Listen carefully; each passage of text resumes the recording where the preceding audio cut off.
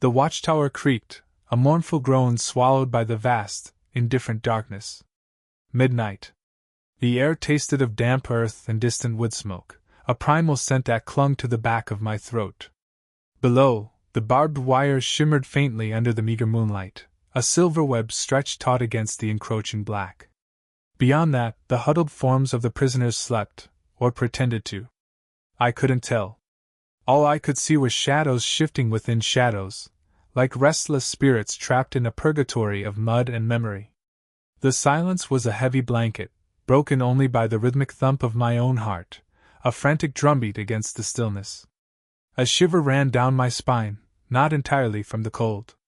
There was something else out there, something that resonated with the emptiness inside me. A loneliness so profound it felt like a physical ache.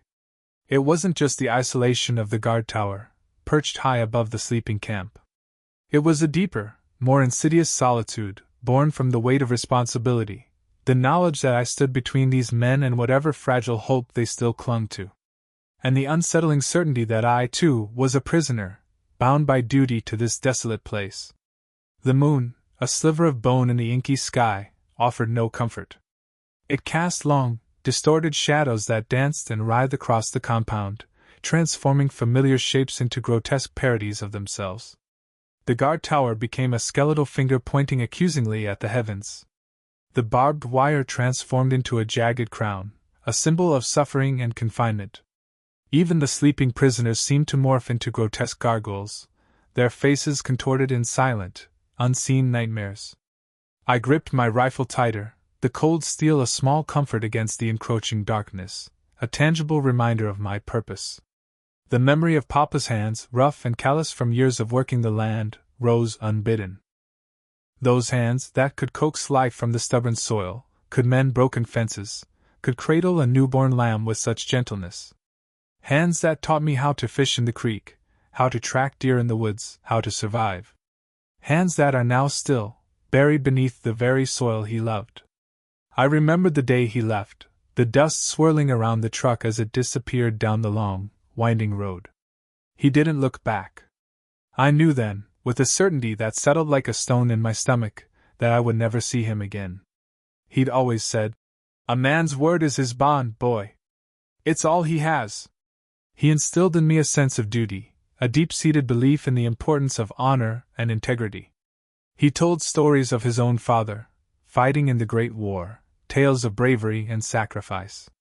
Stories that echoed in my mind now, as I stood guard over men who were, in their own way, also fighting a war. A war of survival, of hope, of memory. I wondered if they had fathers who told them stories. I wondered if they missed them as much as I miss mine.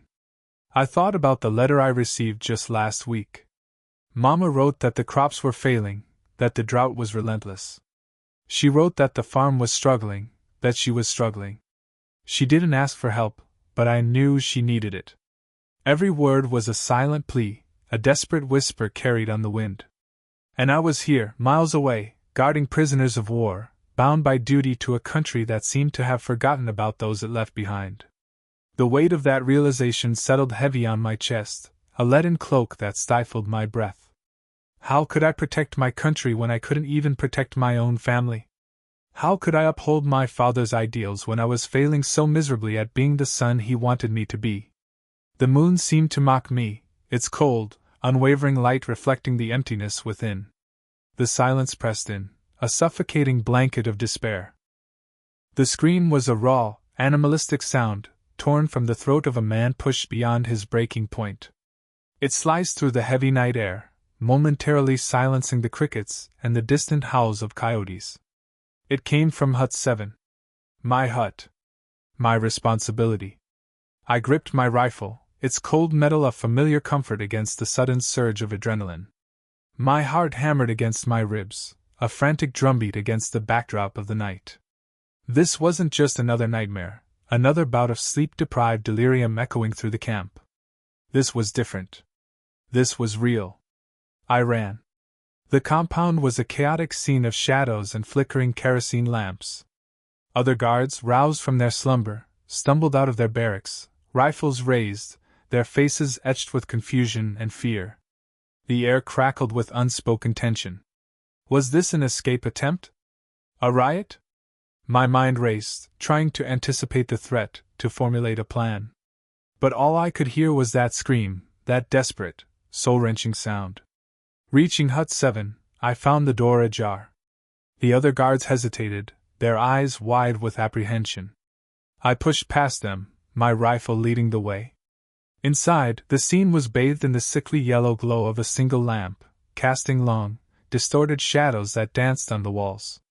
The air was thick with the stench of sweat, fear, and something else, something metallic, acrid. And then I saw him. Klaus. He was kneeling on the floor, his body convulsing, his hands stained crimson. His eyes, usually so full of defiance, were now wide with terror, fixed on something unseen. In front of him, sprawled on the floor, lay Hans. Lifeless. A dark stain bloomed on his chest, spreading like a malevolent flower. The knife, a crude shiv fashioned from a sharpened spoon, lay beside Hans's outstretched hand. The silence that followed was deafening. The only sound was Klaus's ragged breathing, each inhale a desperate gasp for air. I lowered my rifle, my hand trembling. The other guards surged into the hut, their faces a mixture of shock and disgust. Someone shouted, a harsh, guttural command. But I didn't hear it. I couldn't hear anything but the ringing in my ears, the echo of that scream. I knelt beside Hans, my hand hovering over his chest. There was no pulse. His skin was cold, clammy. He was gone. The boy who had dreamed of becoming a baker, who had shown me pictures of his wife and daughter back in Germany, was gone. Reduced to a lifeless shell on the floor of a prisoner of war camp. Klaus never spoke. Not then, not later. He was dragged away, his eyes empty, his body limp. The investigation was swift, brutal. The motive was never truly established. Some said it was a dispute over food rations. Others whispered of a long-standing feud, a simmering resentment that had finally boiled over. But I knew it was more than that. It was the desperation of men stripped of their dignity, their freedom, their hope. It was the inevitable consequence of confinement, of the relentless pressure that had driven Klaus to the edge. I cleaned the blood. Scrubbed and scrubbed until my hands were raw. But the stain remained, etched into the floorboards, a permanent reminder of that night. A reminder of the scream, of the lifeless eyes, of the broken dreams. A reminder of my failure. Asterisk, asterisk, asterisk. Now, decades later, the nightmares still come. The faces of the prisoners, gaunt and haunted, flicker in my sleep. I see Hans lying on the floor, his eyes staring blankly at the ceiling. I hear Klaus's scream, echoing through the empty corridors of my mind. I wake up in a cold sweat, my heart pounding, my breath coming in ragged gasps. The darkness of my bedroom feels suffocating, oppressive. I reach for the glass of water on my nightstand, my hand trembling. The water is cool, but it does nothing to quench the fire that burns within me. The war is over. The camp is gone. But the war within me rages on. I try to tell myself that I did my duty. That I followed orders. That I was just a soldier, caught in the gears of a machine far bigger than myself. But the words ring hollow. They offer no comfort, no solace. I see their faces in the mirror. The faces of the men I guarded, the men I failed. Their eyes accuse me, their silence condemns me. I try to look away, but I can't escape their gaze. They are a part of me now, woven into the fabric of my being. My wife, bless her soul, tries to understand. She holds me close, whispers words of comfort, tells me that it wasn't my fault. But she doesn't know. She can't know. She wasn't there. She didn't see the desperation in their eyes, the hopelessness that permeated the air. She didn't hear the scream. Sometimes I sit on the porch, watching the sunrise. The sky is painted with vibrant colors, a breathtaking display of beauty. But I can't appreciate it. All I see is the darkness, the shadows that cling to the edges of my vision. I try to find peace in the simple things, the warmth of the sun on my skin, the sound of birds singing, the laughter of my grandchildren. But even these moments are tainted by the past. The joy feels fragile, fleeting, as if it could be snatched away at any moment. I know I will never truly be free. The war will always be a part of me, a shadow that follows me wherever I go. I carry the weight of those memories, the burden of my guilt. It is a heavy load, but it is one I must bear. It is my penance, my punishment. And so I live, caught between the past and the present, haunted by the ghosts of the war. I am a prisoner of my own memories, trapped in a camp of my own making. And I know that I will never escape. Block 5. The dawn arrived not as a gentle caress, but as a brutal tear in the fabric of the night. A harsh, unforgiving light that exposed the camp, the wire, the watchtowers, and me, standing there, a silhouette against the awakening world. The previous hours bled into a single, unending moment, the rain, the rats, the weight of my rifle, the faces in the dark. But now, the faces were clearer, etched with exhaustion, resignation, and something else, hope. The camp stirred. Figures emerged from the barracks, their movements slow and deliberate, like ancient automatons winding down. I watched them, these men I had guarded, contained, dehumanized in my mind to make the task bearable. Now, in the stark morning light, they were just men. Old men, young men, men with hollow cheeks and haunted eyes. Men who had fought, who had lost, who had survived. Then I saw him. Johann. He was standing near the mess hall, his gaze fixed on me. He didn't smile, didn't wave, but his eyes, they held a profound knowing. He saw me. Not as a guard, not as an enemy, but as a man.